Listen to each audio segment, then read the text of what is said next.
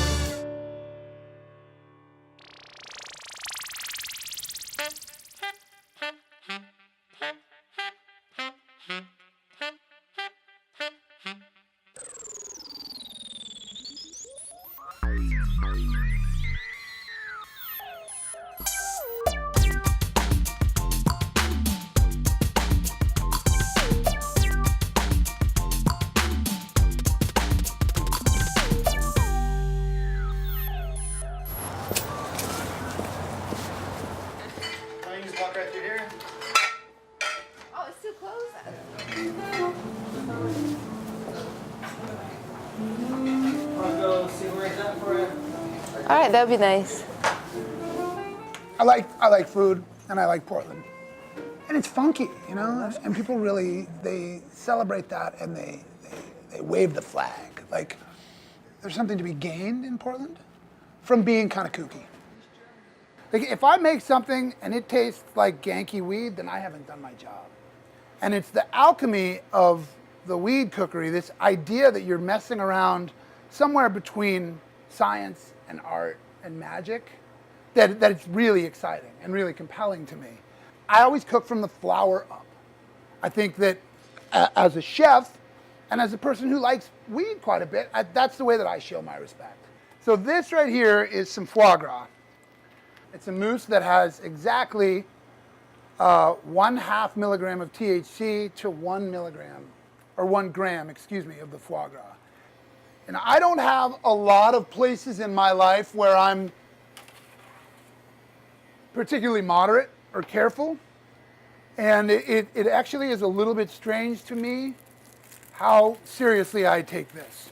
A lot of the stuff that happens when you eat cannabis has to do with your mindset at the time. And if you're kind of freaked out, if you're worried that it's going to be scary, then it is. And so I think if I can tell people exactly what I'm going to give them, how I'm going to do it, then it allows them to settle down a little bit and actually enjoy. 2 ounces, 4 cups.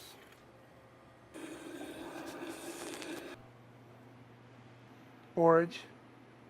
So there we go.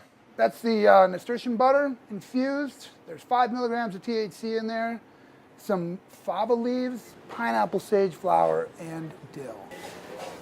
Portland is getting to be a bigger city, but it remains, I think, in the national eye, an idiosyncratic city where people that have strange beliefs or kind of hippie proclivities can feel okay.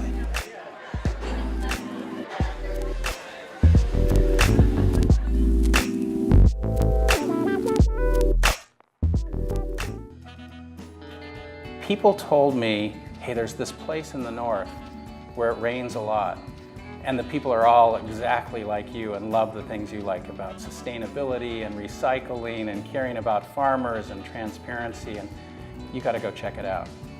My name's David Griswold, and I'm the founder of Sustainable Harvest Coffee.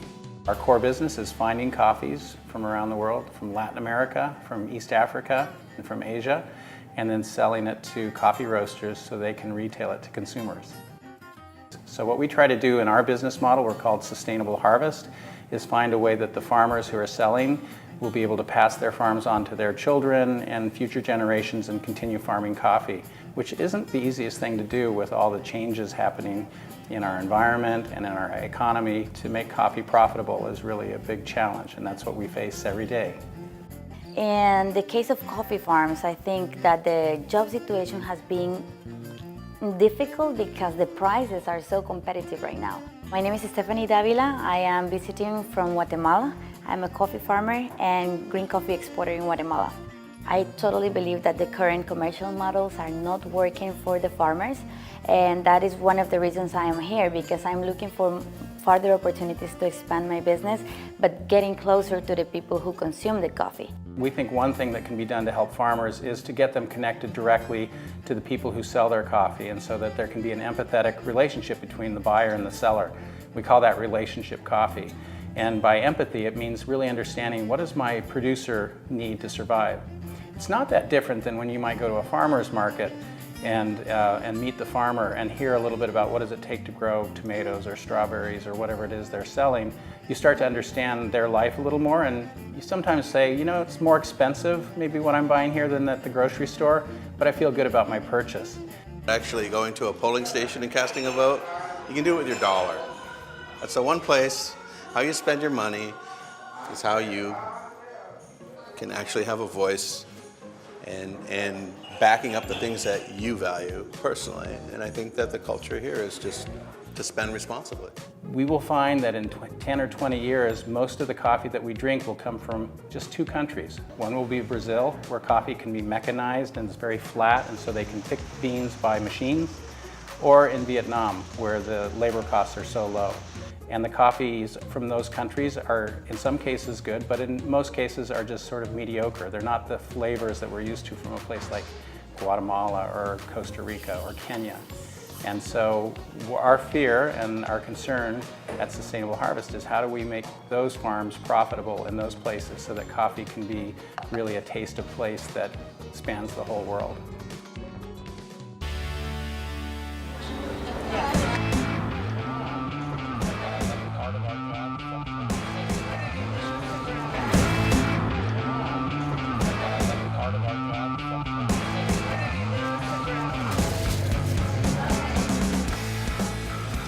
We have broken the mold of the traditional donut shop, which sort of was our intent, but we didn't realize that it would literally spread throughout the industry.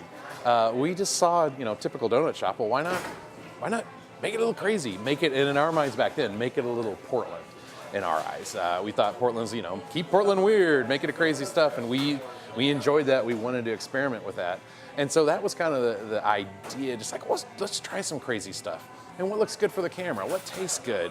And I, not being a baker, I didn't have any limits. I didn't have any, well, you can't do that, you can't do that. I can do whatever I wanted. It was my place, and that was one of the reasons my business partner, Trace, and I opened a place. It's because we wanted to do what we wanted. We were tired of working for other people and doing what they wanted. So, hey, let's do something and let's do it crazy and make it fun. And a lot of that idea is the idea of, all right, we're gonna own a business. We're gonna try and be legitimate business people, therefore we're going to have to work. And even though now it's real business, we have several locations, we have employees, we have HR, we have all those kind of things, we've still tried to maintain sort of a circus atmosphere. How many different donuts do you make? Overall, we could probably have 100 varieties. Maybe not 100 varieties in the case at all times, but we try to have a good 60 to 70 varieties on hand at all times. A treat every now and then is nice. You deserve a treat every now and then, and that's kind of our thing. It's a respite from the storm.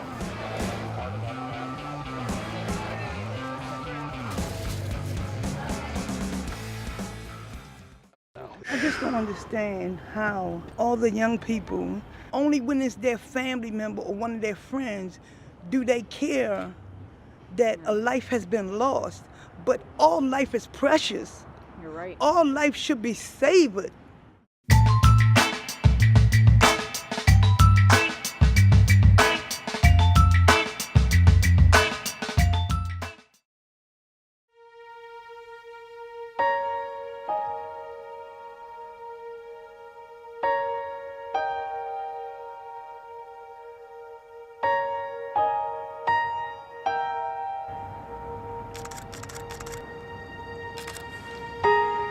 decades now, Baltimore has been faced with the incredible issue of gun violence and homicides that are just climbing almost every year. It's directly connected to the drug trade, which is directly connected to poverty. The end of 2015, I heard the number 344. That was the most homicides in Baltimore City for the city's history. Hearing that was pretty disturbing to me. I knew I wanted to do something about it, but I wasn't quite sure what. I'm Amy Berbert. I am the photographer behind Remembering the Stains on the Sidewalk, which is a photography project where I returned back to all of the homicide locations in Baltimore City. I go back on the 1-year anniversary on the same day that the violence occurred, and I go back at the same exact time.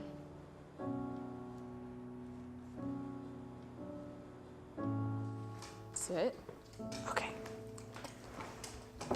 I definitely don't look like I belong in those neighborhoods. Being a white female, I look like I'm either a cop, a social worker, or someone buying drugs. People have demanded my camera because they thought that I was photographing a drug deal that they were involved in, and then I show them that there's no people in any of my photos. We're gonna be driving across the city to the east side. I definitely get a little more nervous on the east side. People in West Baltimore are willing to come up to me and ask me what I'm doing, and they seem like polite enough. East Baltimore, people just give me weird looks. So a year ago tonight, there were 2 homicides in Baltimore that happened at exactly the same time.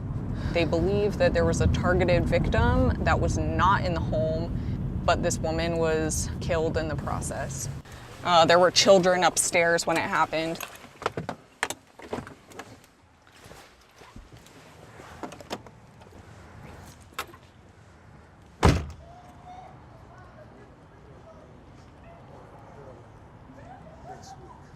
Hi. Good, how are you? Look at it, beautiful. Yeah. And her name was Tajay. My understanding, she was just in the house, right? Someone broke in and she was not even the target. She wasn't a bad person, innocent. And she had a daughter. She was fun to hang around. We used to go trick-or-treating with her for real. And she was just about her and her daughter for real, stay to herself. She had a daughter? I mean, she was only 3, but I think she's 4 now. Okay. That's awful. Jesus, have mercy. So I am an artist in the city. I am doing a photography project called Remembering the Stains on the Sidewalk. I go back to all of the homicide locations in Baltimore City on the same day at the same time, and I take a photo where it happened. So I just don't understand how all the young people, only when it's their family member or one of their friends, do they care that a life has been lost. But all life is precious. You're right. All life should be savored. Mm-hmm. Nobody's life is to be thrown away or disregarded. Especially Yeah. 20 years old, just living life. And she's just a baby. Yep. She's just a baby. She was just beginning her life. I know. And how old was her daughter, you said, big guy? I think her daughter was like 3 or 4. My gracious in life. Lord. Rest in peace. Take that baby right with us. Okay.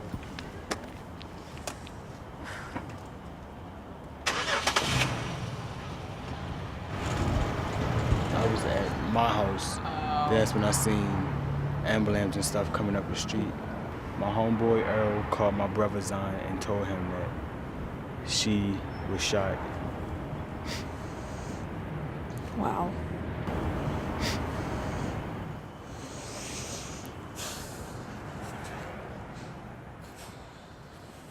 So it was 3614 was the house.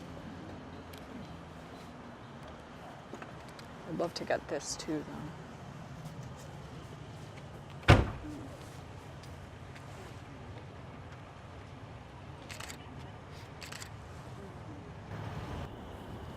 Thank you so much.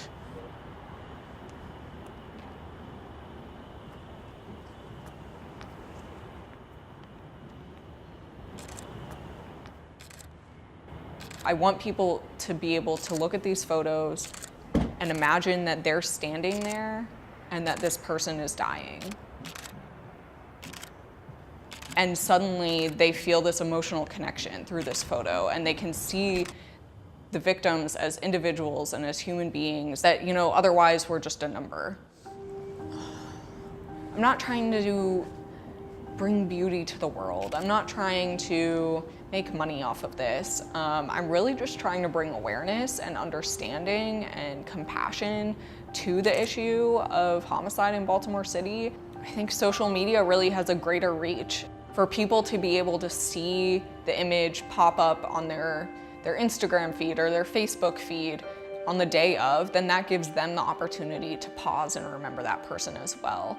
I think that does a lot more than images hanging on a museum wall.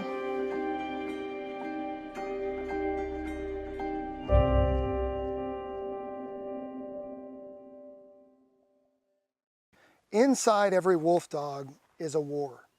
And that war is, am I a wolf or am I a dog? Am I a wild animal or am I part of a family? Inside every combat veteran, just like me, there's that struggle like, am I a husband or am I an infantryman?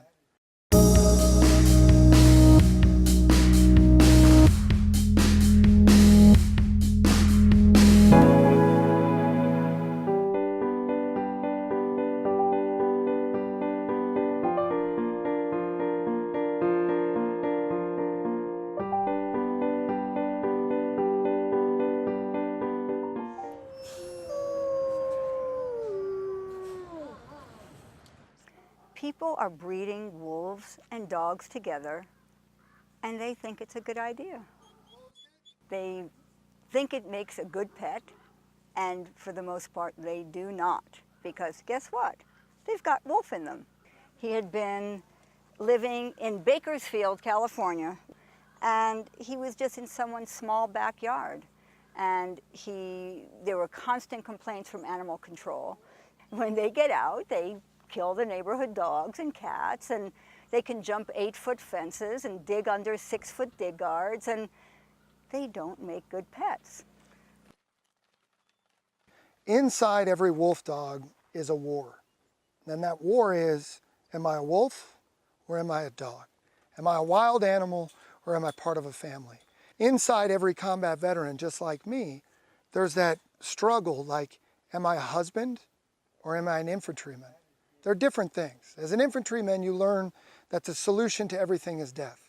And in your home life, you have to be compassionate and soft and loving.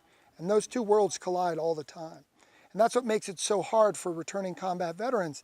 They have this inner thing like, I don't know if I should be gentle anymore. I've lost so many. I have survivor's guilt. I'm suffering. For many years, I would wake up in the middle of the night and I would be yelling, or I'd be sweating, or I'd be carrying on. Or Wiley came into my life 10 years ago. I've probably had 4 bad nights since then. So we can't say it's all him, but having him next to me, with me, has made a huge difference. Wolf dogs are not domesticated like dogs are, where they are accustomed to being told what to do. Wolf dogs do not want to be told what to do. Like that, he can change. Start growling, decide that he wants whatever's in your pocket, and he gets that. You don't keep that from him. A lot of my PTSD is misunderstood. A lot of things that I go through in life is misunderstood, but yet it's judged, you know. And it's the same thing with them, you know. When it comes down to these wolves to where they can't speak, I like to be the one to speak for them.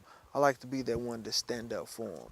And I think that emotional struggle by the human and by the wolf is something that works very well together in this kind of outdoor setting. And it allows veterans to take an emotional exploration that they don't normally take. That unspoken communication between the wolf dog and the combat veteran is something very special.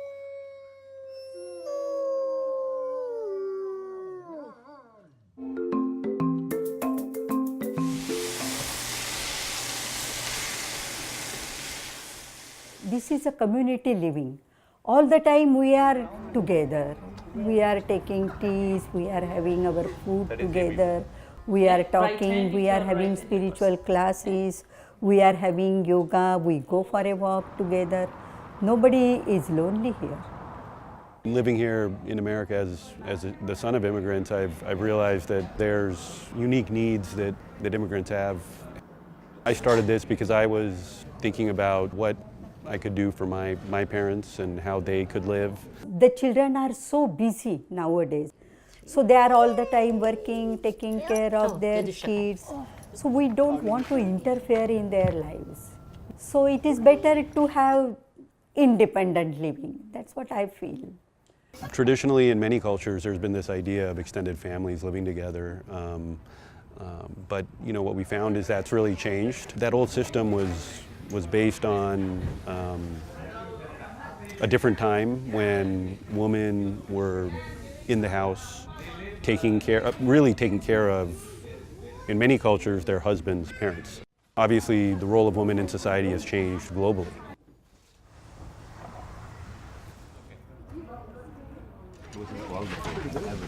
You don't look sick to me. No, I was. You were looking nice and wild that day. We walked in and it instantly was like walking in to an Indian community in India. Even the building is painted the same color as so many of the buildings in India are painted. They have a courtyard, they have a community. All of the people there are like my mother, where they have children who live in close vicinity. They have grandchildren that are close by. And it just made sense. Queen of Priya Living. Yeah. A place like Priya Living just keeps them happy and away from loneliness. Seniors being happy takes care of at least 60 to 70% of their medical problems. Our generation is older generation. We can change according to the needs of the new generation, our kids, but they cannot go backward. So it's we have to change ourselves first.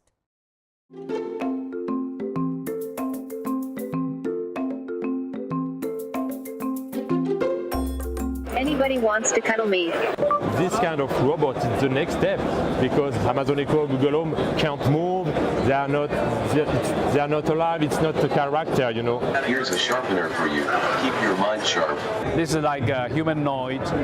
It's good for maybe elderly, for children, actually for adults to have interaction. I don't know. I mean, I guess it really depends on what you would use it for, and what it would do for you. This surely looks nice over here. I think today people, they don't have time to spend time with elderly people or with children. And using that, it's just perfect because it looks like a human, interact like a human, and it's a gentle product. Mary, Megan sent a new photo. Would you like to look at it? Yes, please. Would you like to? The world is changing due to the demographic change all over the world. Japan, for example, is the first to see this with above 25% of the population hitting 65. Hi, my name is Ellie Q. Ellie Q is the one that initiates most of the interactions. Why did King Kong climb the Empire State Building? Because he couldn't fit in the elevator. And by learning the older adult, learning their needs, learning the environment to help them stay sharp, keep connected, active, and engaged. Hey, honey. Hi, Mom. I'm doing my Tai Chi now. Yeah, I can see. Okay, Mom. Just checking in. You take care. I'm fine, sweetie. Chat later.